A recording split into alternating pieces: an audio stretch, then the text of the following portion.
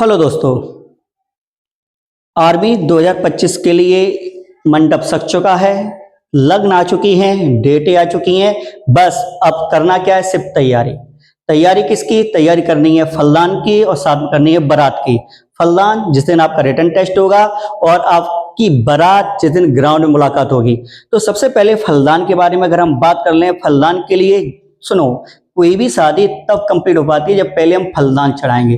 फलदान यानी कि यदि अगर हम रिटन टेस्ट में अच्छे नंबर लेकर आते हैं, मेरिट में नाम आता है, तभी फिजिकल चाहे आप 100 का करिएगा चाहे 88 करिएगा, तो आप सिक्योर हो जाएंगे कि हाँ मेरा काम हो जाएगा। क्लियर है? यदि फलदान के लिए अगर हम बात करें और रिटन टेस्ट में अगर अच्छा नहीं करते हैं तो हम बारात चाहे कितनी भी 100 वाली बढ़ा लें, लेकिन हमारा काम नहीं हो सकता है। तो सबसे पहले मंडप की डेटें क्या कर रही हैं, लगन आ चुकी है, पीली चिट्ठी आ चुकी है। पीली चिट्ठी में कौन कौन सी डेटें दी गई हैं उसको हम आपको समझाएंगे। तो सीधी सी बात क्या कह रहे हैं, नोटिफिकेशन 2025 आर्मी का आ चुका है, लगन आ चुकी है, बारात में धूम मचाने के लिए क्या करना है, तैयारी कर लो। सबसे पहले हम बात करते हैं डेटों की और कुछ डेट को क्या करना है जिससे आपको बहुत ही बेहतरीन तैयारी करने का मौका मिल सके। तो नोटिफिकेशंस के बारे में अगर हम बात कर लेते हैं तो नोटिफिकेशंस यानी कि जो भी भारतीय सेना का जो नोटिफिकेशन इस बार जो आया है, वो फॉर्म जो डेट जो अप्लाई फॉर्म है, यानी कि आपकी जो चिट्ठियां छप चुकी हैं उन चिट्ठियों को बांटने का जो समय है, वो समय क्या बता रहा है, वो समय बता रहा है आपका 12 मार्च से लेकर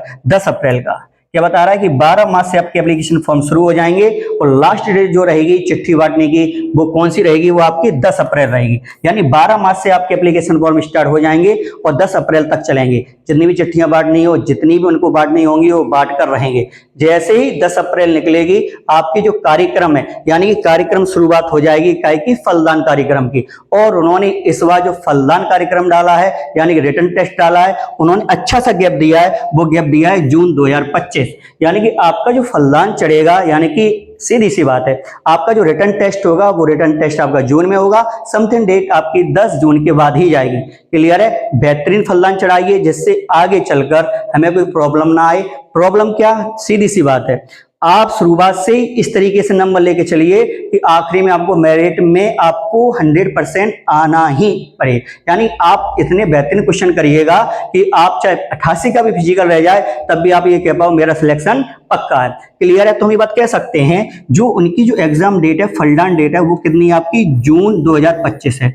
यानी कि जून में आपके एग्जाम शुरू हो जाएंगे। काफी टाइम दिया है, वो आप बेहतरीन पढ़िएगा। क्लियर है? सब कुछ छोड़ने के लिए सब कुछ छोड़ना होगा। आप सभी युवा हैं, सब समझ रहे होंगे मैं किसकी बात कह रहा हूं। और उसके बिना आप कुछ भी नहीं कर सकते हो। एक बार अपनी बगीचे को सुधार लीजिए, आने जाने वाले तो घूमेंगे फिरेंगे, वो बैठेंगे भी। क्लियर है? आगे बढ़ते हैं। अगर हम बात कर लें सभी कैटेगरी को, ऑल कैटेगरी के बारे में अगर हम बात करें तो आपको पे करने पड़ेंगे 250 रुपए। चाहे एससी हो, चाहे एसटी हो, जनरल ओबीसी हो, कोई भी हो, आपको 250 रुपए पे करने ही पड़ेंगे। इसके अलावा अगर हम एज के बारे में बात करें, जो काफी बार बच्चों को बहुत ज्यादा प्रॉब्लम करती है कि आखिरकार एज कितनी है, 21 है या फिर आपकी 23 है। तो इसके लिए मैं आपको बताना चाहूंगा जो आपकी एज लिमिट है, तो एज लिमिट में अगर हम डिस्कस करें तो हम ये बात कह सकते हैं एज लिमिट में कि आपकी जो अग्निवीर जीडी है, यानी जीडी जनरल ड्यूटी है, साथ साथ में अगर ट्रेडमैन देख ली जाए, और एक टेक्निकल्स और होती है जो आपका क्लास 10 से फॉर्म गिरता है। टेक्निकल दो होती हैं, एक टेक्निकल एक होती है सोल्जर टेक्निकल। इन दोनों डिफरेंस क्या होता है समझिए। कोई भी अगर मशीनरी होगी, उस मशीनरी को एक तो होता है व्यक्ति ऑपरेट करने वाला यानी कि उसको चलाने वाला, और एक व्यक्ति होता है उस मशीन को साफ सफाई करने वाला, ग्रीसिंग करने वाला। आप तो ये बात समझ रहे होंगे। तो कहने का मतलब है जो ग्रीसिंग करते हैं वो यहाँ पर टेक्निकल में जाएंगे, और जो ऑपरेट करते हैं वो सोल्जर टेक्निकल में जाएंगे। सोल्जर टेक्निकल के जो फॉर्म गिरते हैं वो आपकी क्लास 12 से गिरते हैं। बाकी नॉन आपकी टेक्निकल के बारे में बात करें, जो रख रखाव का काम करते हैं, वो क्लास 10 से गिरेंगे। अब आप मेन जो तैयारी करते हो वो जीडी की करते हो, ट्रेडमैन की करते हो। इनके लिए जो उम्र होती है 17.5 से शुरू है और कहां तक है, 21 वर्ष तक। यानी कि 17.5 से 21 वर्ष तक के व्यक्ति जेडी और आपका ट्रेडमैन जो भी वैकेंसी है उनको आप अच्छी तरीके से देख सकते हो, अपने दिमाग में अच्छी तरीके से बैठा लो। जबकि 12 से आपकी सोल्जर टेक्निकल के लिए जो वैकेंसी आई है वो आपकी 17.5 से कहां तक जाती है, 23 वर्ष तक जाती है। क्लियर नहीं बात? कोई भी एज का इशू नहीं होना चाहिए। बहुत से बच्चे एज का इशू कर लेते हैं। मैं आपको फिर बता रहा हूं, जीडी और ट्रेड के लिए 17.5 से 21 वर्ष तक ही आप इस वैकेंसी को देख सकते हैं। अगर इसके अलावा अगर हम बात करें तो आप बता सकते हैं स्वपी तो फार्मा है, जैसे एनए है 19 से 25 वर्ष तक के लिए रहती है, ठीक है। अगर हम बात कर लें जेसीओ रिलीजियस टीचर्स है 27 से 34 तक के लिए, यहाँ पर कंपलसरी है, ग्रेजुएशन है, आपकी मास्टर डिग्री है, और भी जो रिक्वायरमेंट है नोटिफिकेशन में आपको क्लियर हो ही गया होगा यहाँ पर क्या क्या चाहिए। लेकिन बस कमर कस लो और बहुत ही बेहतरीन तैयारी करनी है। आप ये समझ लीजिए आपको ये वैकेंसी लेने के लिए आपको वो सपने त्यागने पड़ेंगे जो आपको दिन में आते हैं।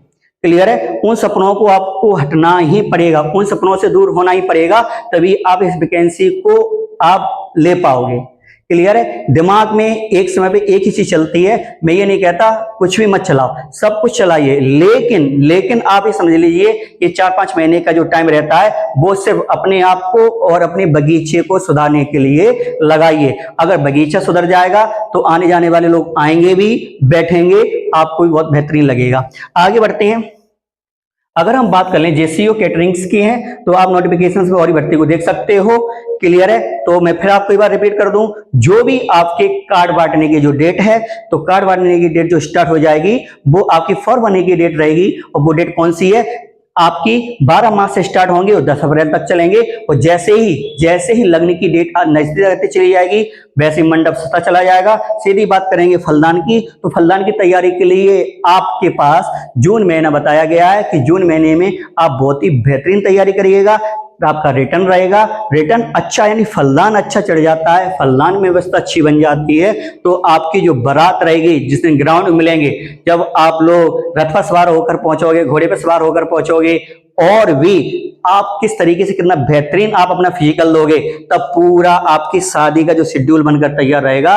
और आई होप, मैं आशा करता हूं आप इस बार वर्दी जरूर लेकर रहेंगे। क्लियर है? आप अच्छे से तैयारी करें, बेहतरीन तैयारी करें। मैं हमेशा आपके साथ हूं। जय हिंद, जय भारत।